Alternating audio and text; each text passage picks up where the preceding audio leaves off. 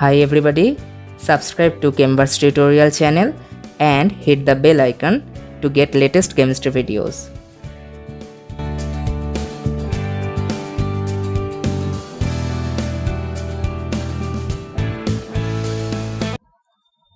Hello everybody, welcome to Chemverse tutorial. This is the third lecture on reaction mechanism.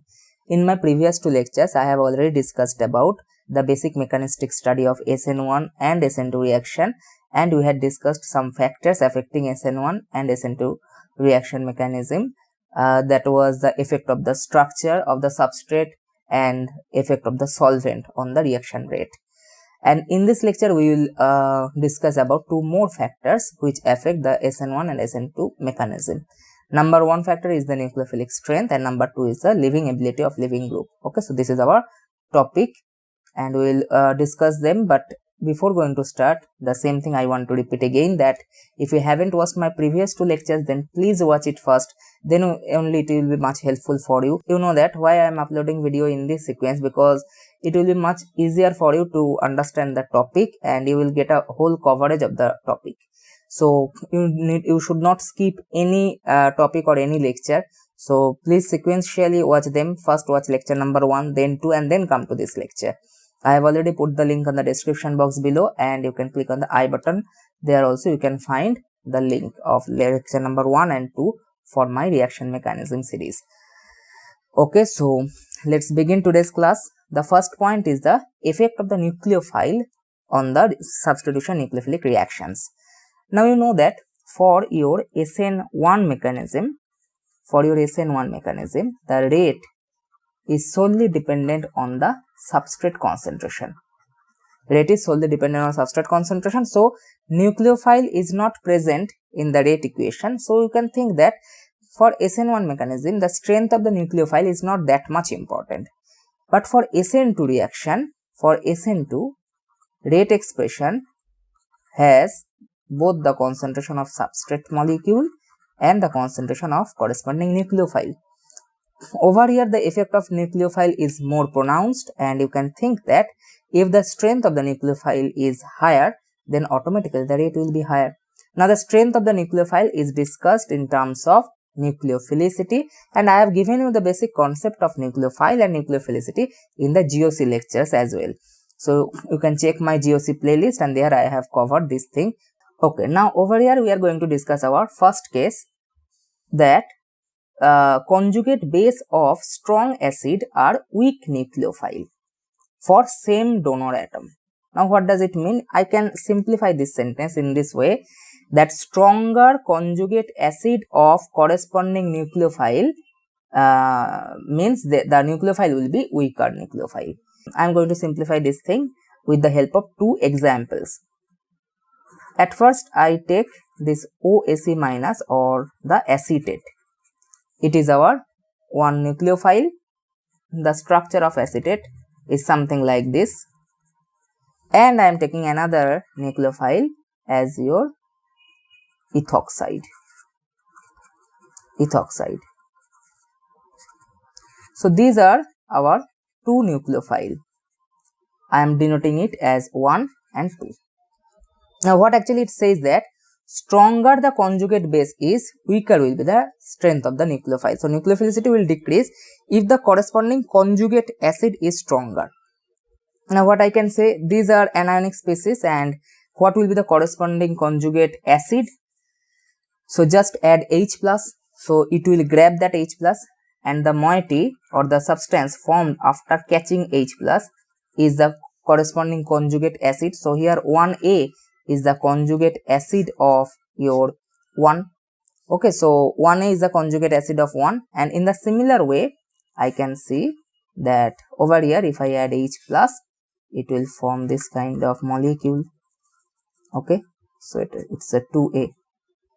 Okay, so 2A is the conjugate acid of 2.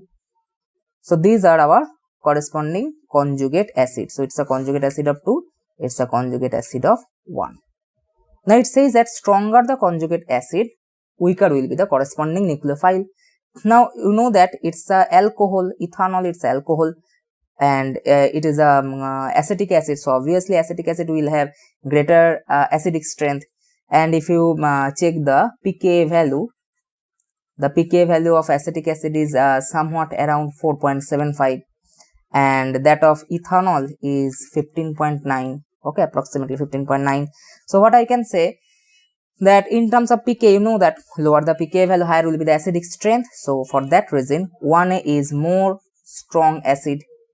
So you can say that the acidic strength of 1A is greater than 2A. Now 1A is the corresponding conjugate acid of 1 and 2A is the corresponding conjugate acid of 2. So stronger the corresponding conjugate acid strength, weaker will be the nucleophile. So what is the order of your nucleophilicity? If I give you the order of nucleophilicity, it will be something like this. That means this ethoxide will be stronger nucleophile. Okay. Okay, is this clear? Now one thing is to be remembered, that this kind of conjugate acid strength we will determine for the same donor atom. For the same donor atom. Look at this. For acetate, it is a oxygen donor nucleophile. For ethoxide, it's also oxygen donor nucleophile. Okay. So in both the cases, it's oxygen donor nucleophile, and now I will check the corresponding acidic strength of the conjugate acid. So now moving on to our next topic or next case, which says that nucleophilicity increases with the size or polarizability. It's obvious that I have already discussed it in details in my GOC playlist. So you can say that over here OH minus is present and SH minus is present, or some ethoxide, alkoxide and corresponding thiol analog. So the size of sulfur is greater than oxygen, so polarizability will higher, so corresponding nucleophilic strength will be something like this. Okay, so that's why larger size means the anionic electron cloud will be to some extent more spreaded, so that's why the size is greater. So it is more spreaded means it's easier to donate that electron density, and you know that nucleophilicity roughly parallels the donor ability. So you can say that if donor ability is higher, automatically nucleophilic strength will be higher. So for this reason, higher donor ability is attributed to the greater size. So down the group, greater the size increases and automatically your nucleophilicity increases. Now your third point is anions are stronger nucleophiles. Now this is obvious because nucleophiles donate electron density. Now anion means there will be more negative charge. Suppose I am talking about your H2O and OH minus. Obviously OH minus is more electron rich. So OH minus will be better nucleophile. It can act as your better nucleophile. Okay, because it has negative charge over here. For the same reason, NH2 minus is better nucleophile than NH3. NH3 has lone pair, here also lone pair is present, but in this case negative charge is present. So higher the negative charge, higher will be the donorability. If donorability increases, nucleophilicity increases. Clear? Now moving on to our leaving ability of leaving group. Okay, so this is extremely important. Why? Suppose I am saying about two competitive mechanism. In first case it is SN1. So in SN1, in the rate determining step, leaving group leaves from the system and then some nucleophile attack to produce this kind of substituted product. So this is the case of SN1. And for your SN2, nucleophile comes in the same step where the leaving group is moving away.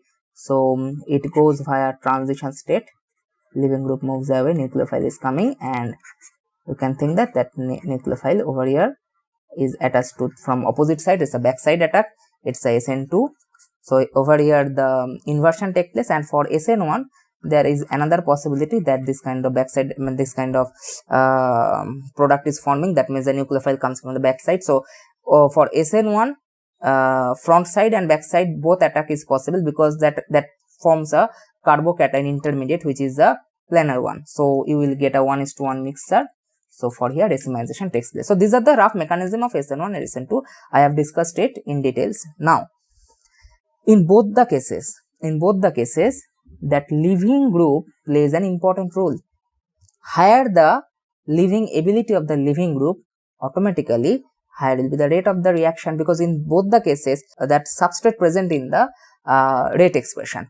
For SN1 rate expression solely dependent on the concentration of the substrate, okay, and for SN2 rate it depends on both the concentration of substrate and nucleophile, okay, and nucleophile itself. For both the cases substrate is present in your rate equation. So what I can say over here, that leaving group present in the substrate molecule, so it's a substrate phenomena, so it is affecting the rate of both SN1 and SN2. So good leaving group means nucleophilic substitution rate will be higher irrespective of SN1 or SN2 mechanism it is following. Now it says that conjugate base of strong acid are better leaving group. Conjugate base of strong acid are better leaving group. Okay, now I am giving you some examples of acid, some well known acid, HI, HBr and HCl. Now what are the order of acidic strength? If you don't know the pKa value, then also you can identify that if greater size of the corresponding anion is present, that means the bond between hydrogen and that halide is weaker, so it is much easier for that molecule to donate H plus, okay, so that's the case. So from here I can say that the HI will have the highest acidic strength. Now for the pKa value, if you study the pKa value, then also it matches with this. It has a pKa value of around -10, okay, it has a pKa value of -8 and it is -7. Now from the pKa value you know that lower the pKa value, higher is the acidic strength. So acidic strength, okay, acidity or acidic strength will follow this order, okay. So HI is the most acidic among these three. Now corresponding conjugate bases, what will be the structure of the conjugate bases? Now remove H plus from them, so this is I minus, iodide is the conjugate base of HI, bromide is the conjugate base of HBr and chloride is the conjugate base of HCl. So for here what is the order of the nucleophilicity? Now it says that if the strong acid is present, okay, stronger the acidic strength, better will be the leaving ability of its conjugate base.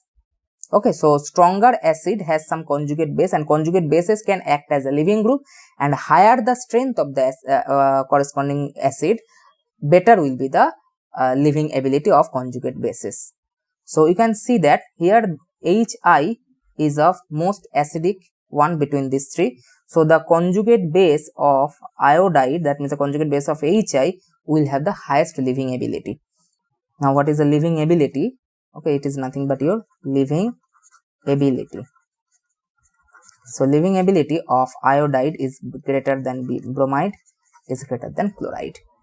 Okay, now in the previous case what we had seen that all your HI, HBr, HCl, these all are your strong acids. So corresponding conjugate bases will behave as a very good leaving group. Now there are difference between their leaving ability. Iodide is better leaving group than bromide than chloride. So this will be the rough order of the leaving ability, but all of them behave as a very good leaving group. But now let's discuss about some poor leaving group. Some poor leaving group, you can think that OH minus. OH minus is very poor leaving group.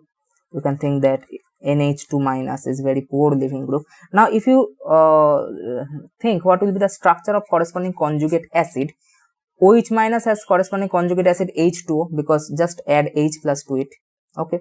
Here add H plus to form NH3. Now if you check the pKa value of them, H2O has pKa value 14, okay. Now pKa is temperature dependent, of course its value varies with the temperature.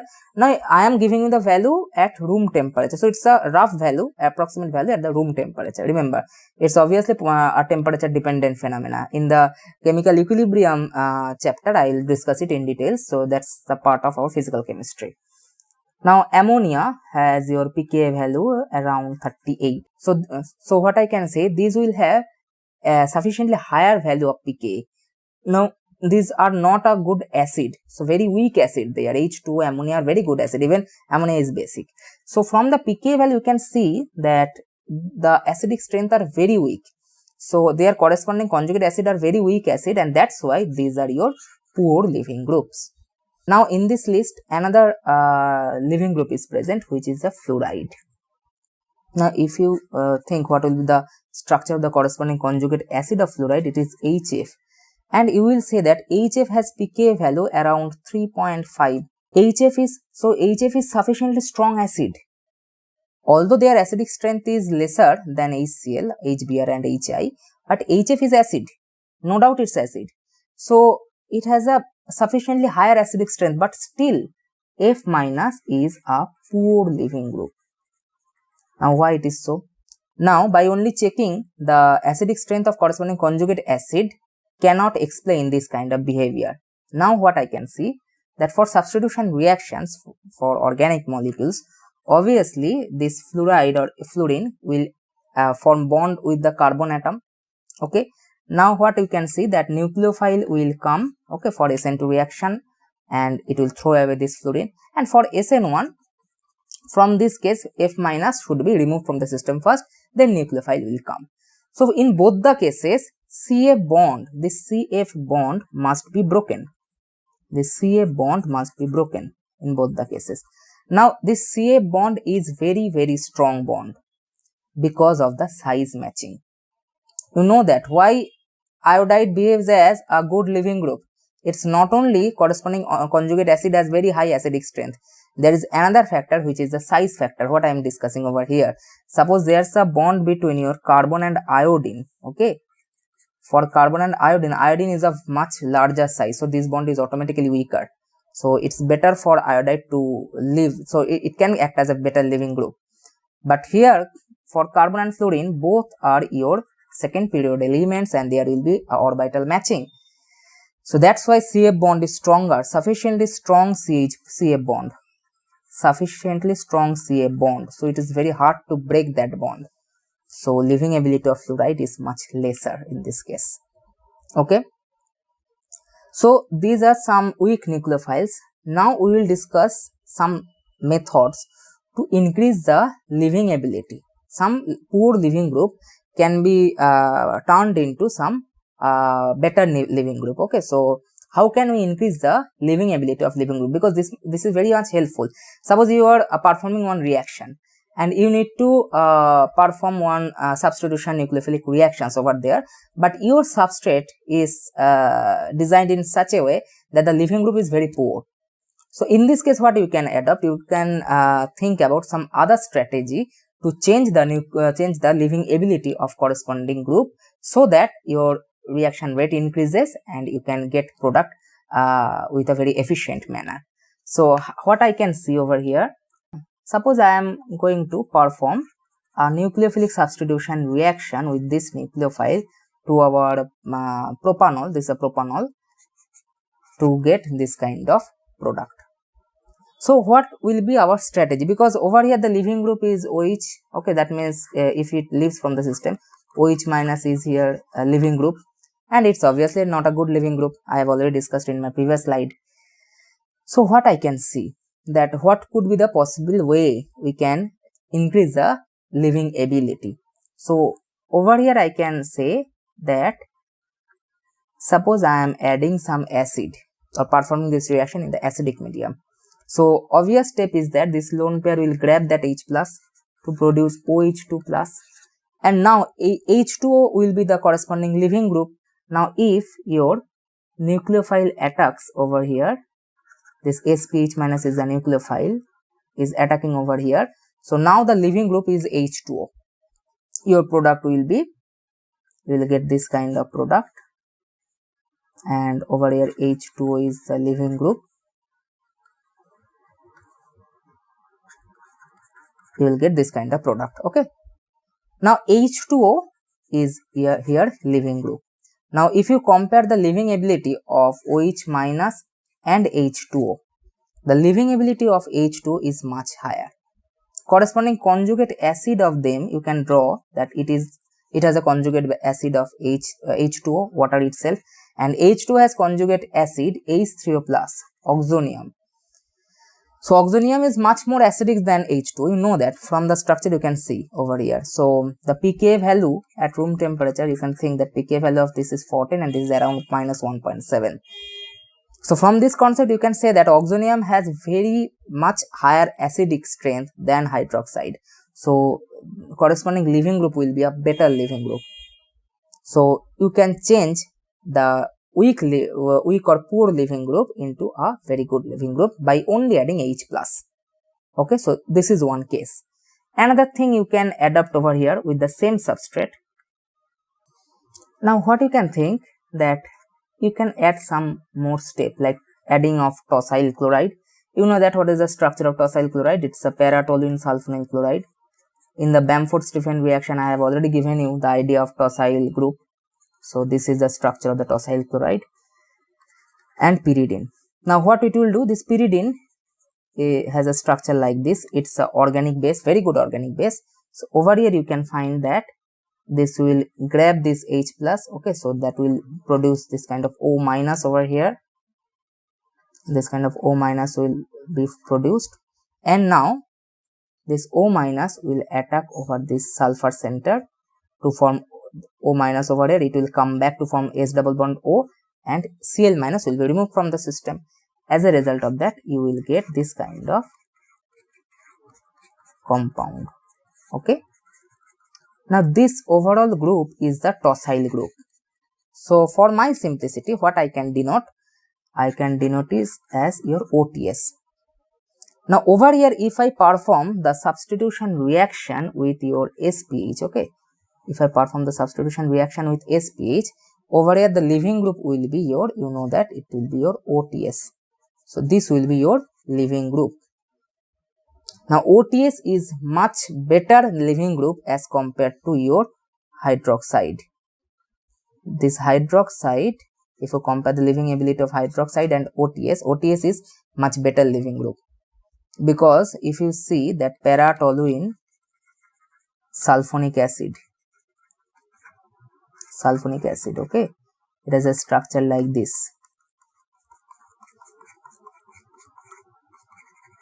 You can denote it as TSOH. Now you know that OTS minus has a conjugate acid TSOH, and here it is a structure of the TSOH. Now that TSOH or para-toluene sulfonic acid has a pK value around your, it has a pK value around, okay, let me check, around -7. Yeah, -7. So it's much better, much higher acidic strength as compared to H2, because you know that hydroxide ion has corresponding conjugate acid H2 having a pK value of 14. So it's much higher acidic. So you can think that the corresponding OTS minus is very good leaving group. So in this way you can increase the leaving ability of the leaving group by performing some other steps and converting it into a good leaving group. Okay, so these are the some basic features of substitution nucleophilic reactions. Now in my next lecture I'll give you the idea about one type of substitution nucleophilic reaction where retention is taking place. Now you know that for SN1 reaction you can get racemic mixture. For SN2 reaction you will get the inversion of the product. Now in my next lecture I will give you the idea of another nucleophilic substitution reaction where retention is taking place. There is no inversion, there is no racemization. So that will be our next topic, and after that we will move on to our elimination reaction. So watch this video sequentially. So and if you have any doubt, please comment below. Okay, and if you like my video, please share and subscribe. Thank you. Happy learning.